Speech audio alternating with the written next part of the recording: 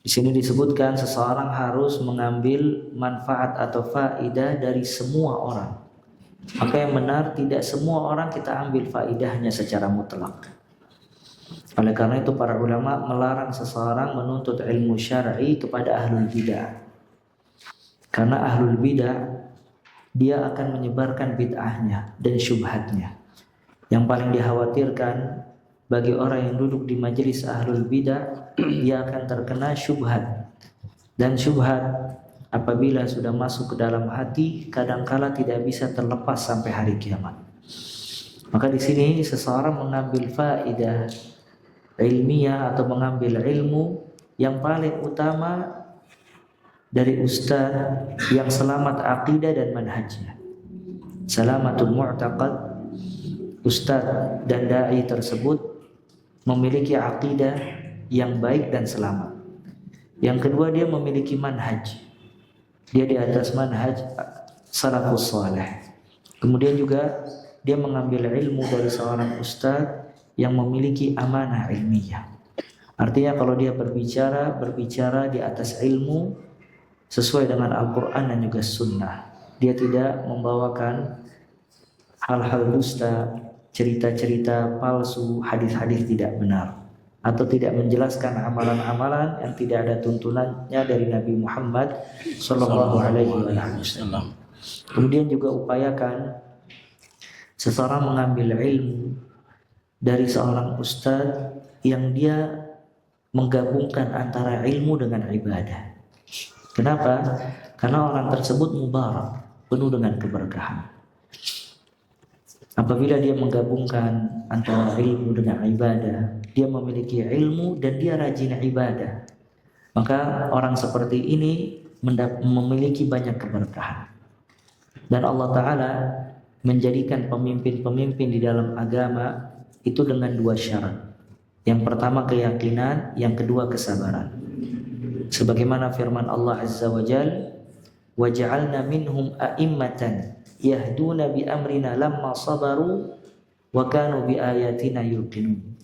Kami jadikan di antara mereka pemimpin-pemimpin mengambil petunjuk dari urusan kami ketika mereka sabar dan mereka yakin terhadap ayat-ayat kami.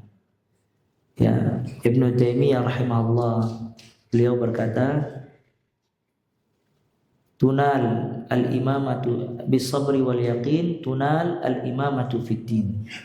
Dengan kesabaran dan keyakinan akan diraih kepemimpinan di dalam agama. Maka seseorang menjadi imam, pemimpin fid-din di dalam bab agama apabila memiliki dua hal.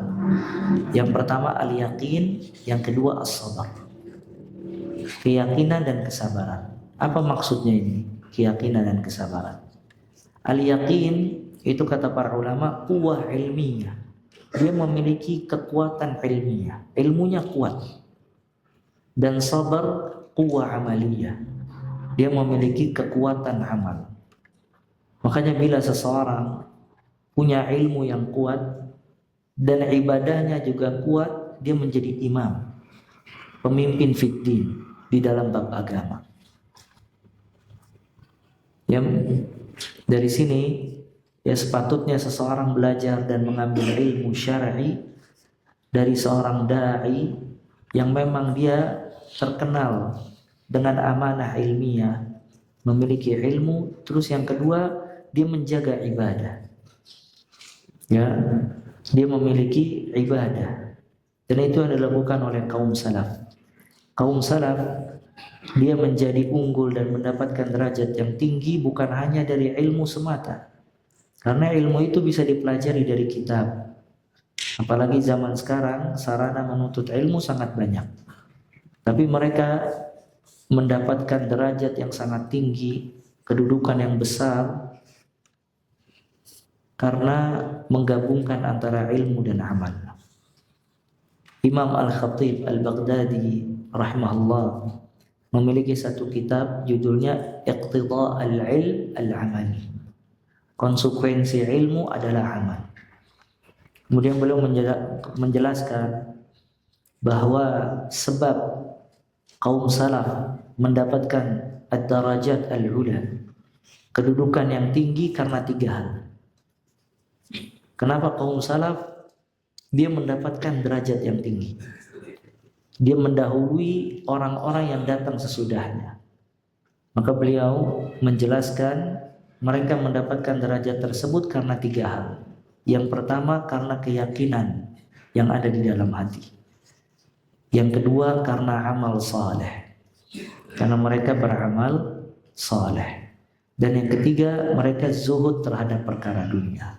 Dan subhanallah, manusia bila memiliki 3 hal ini, al-yaqin, keyakinan kepada Rabbnya Azza wa Jal, dan seseorang tidak mungkin punya keyakinan tanpa ilmu, karena dasarnya keyakinan adalah ilmu. Kemudian yang kedua, dia beramal saleh, menggabungkan antara keyakinan dan amalan saleh. Dan yang ketiga, dia zuhud terhadap perkara dunia. Kalau dia menggabungkan 3 hal ini, dia telah mengikuti jejaknya para salaf dan akan diangkat derajatnya oleh Allah Subhanahu wa ta'ala, karena dia menggabungkan 3 hal tadi. Dan antum lihat dari kisah-kisah kaum salaf, mereka orang yang semangat di dalam menuntut ilmu syar'i, mereka orang yang gemar beribadah kepada Allah Azza wa Jal, dan hati mereka penuh dengan zuhud terhadap perkara duniawiyah. Hatinya bergantung kepada keridhaan Allah dan kehidupan ukhrawiyah. Makanya ditanyakan kepada Al-Imam Al-Hasan Al-Basri rahimahullah, kenapa para sahabat ini, kenapa para tabi'in amalannya lebih banyak dibandingkan para sahabat, namun para sahabat lebih unggul dibandingkan tabi'in, padahal amalan tabi'in itu lebih banyak dibandingkan sahabat. Ya, Abu Muslim Al-Khawlani rahimahullah, dia di satu malam ada orang yang menghitung rukuknya dia bisa sampai 300 sekian kali. Dan dia tabi'in, cuman tetap tidak bisa mengalahkan sahabat Nabi Muhammad sallallahu alaihi wasallam. Maka Imam Al-Hasan Al-Basri mengatakan, kanu, yakni sahabat ini, yata'abbaduna Allah wal akhirah fi qulubihim wa antum tata'abbaduna Allah wad dunya fi qulubikum. Mereka para sahabat menyembah Allah, beribadah kepada Allah, dan hatinya penuh akhirat. Sedangkan kalian menyembah Allah dan hati kalian penuh kecintaan dunia. Dan subhanallah, kalau ini tabi'in, bagaimana di zaman sekarang? Ya, qalilul amal, sedikit amal, sedikit ilmu, sedikit ibadah, sedikit zuhud. Ya. Maka Ibnul Qayyim rahimahullah, beliau mengatakan 2 hal yang menyebabkan manusia di zaman sekarang banyak galau. Tamak terhadap dunia, sedikit ibadah. Ya, dia habiskan seluruh waktunya memikirkan urusan duniawiyah, sama sekali tidak memikirkan bagaimana kebaikan akhiratnya. Di sisi lain dia sedikit ibadah, maka hatinya penuh dengan al-ahzan, kesedihan, al-humum, kecemasan, kebimbangan, dan seterusnya.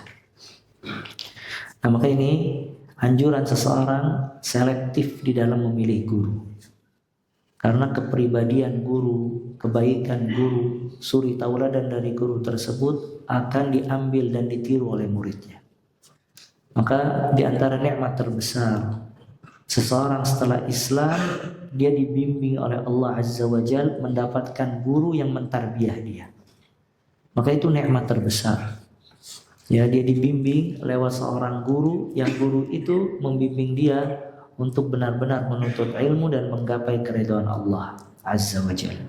Maka belajar dari semua orang itu tidak benar. Justru yang benar seseorang selektif di dalam belajar dan memilih guru. Dan di sini juga ada perkataan khudh ma safa wa da' ma kadar. Ambil yang baik, buang yang buruk. Iya, orang-orang awam biasanya kalau ditanya jangan hadir majelis fulan atau alan, dia mengatakan yang penting ambil baiknya, buang buruknya. Ini juga salah. Karena kadang-kala orang nggak tahu mana baik, mana buruk. Dan kadang-kala di mata dia yang baik jadi buruk, yang buruk jadi jadi baik.